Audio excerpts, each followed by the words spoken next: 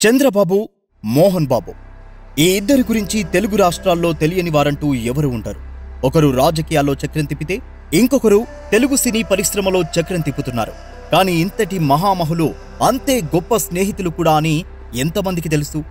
అవును, చంద్రబాబు, మోహన్ బాబు వాళ్ళిద్దరి అనుబంధం ఈనాటిది కాదు. ఆంధ్రప్రదేశ్ ముఖ్యమంత్రి Nara Chandrababu Naidu, legendary star actor Mohan Babu 4.5 దశాబ్దాల నుంచి చిరకాల స్నేహితులు.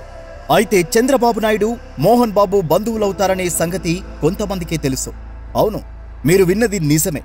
1978లో నారా చంద్రబాబు నాయుడు ఆంధ్రప్రదేశ్ సినిమాటోగ్రఫీ మినిస్టర్గా ఉన్నప్పుడు ఎన్టీఆర్, ఏఎన్ఆర్, అమితాబ్ బచ్చన్ లాంటి నట దిగ్గజాలతో చారిటీ కోసం స్టార్ క్రికెట్ మ్యాచ్ నిర్వహించారు. ఆ వేడుకలో చంద్రబాబు నాయుడు, మోహన్ బాబు అత్యంత ఆత్మీయంగా ఉన్న ఫోటోలు చూశాక అప్పటి ప్రజలందరికీ వారెంతటి సన్నిహితులో తెలిసింది.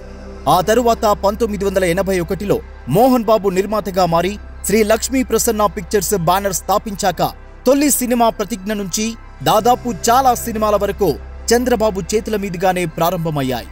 1995 ఆగస్టు సంక్షోభంలో కూడా చంద్రబాబు నాయుడుతోనే కలిసి అడుగులేశారు మోహన్ బాబు. అంత గొప్ప స్నేహం వారిద్దరిది. ఆ తరువాత వారిద్దరి మధ్య అలాంటి సంఘటనలు చాలా జరిగాయి.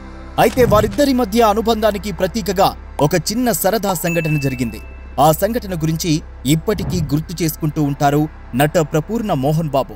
మోహన్ బాబు నిర్మాతగా తన మొదటి సినిమా ప్రతిజ్ఞ తిరుపతి, చంద్రగిరి ప్రాంతాల్లోనే షూట్ చేశారు. సినిమాలో హీరోయిన్ కవిత ఓ డాక్టర్గా యాక్ట్ చేసింది. ఓ సీన్లో హాస్పిటల్ ప్రారంభిస్తుంది హీరోయిన్. ఆ హాస్పిటల్ మరేదో కాదు, స్వయానా చంద్రగిరిలో చంద్రబాబు నాయుడు గారి ఒకప్పటి ఇల్లు. ఈ విషయం గురించి చాలా మందికి ఇప్పటికీ తెలియదు. కానీ వాళ్ళ స్నేహం జన్మజన్మల బంధం.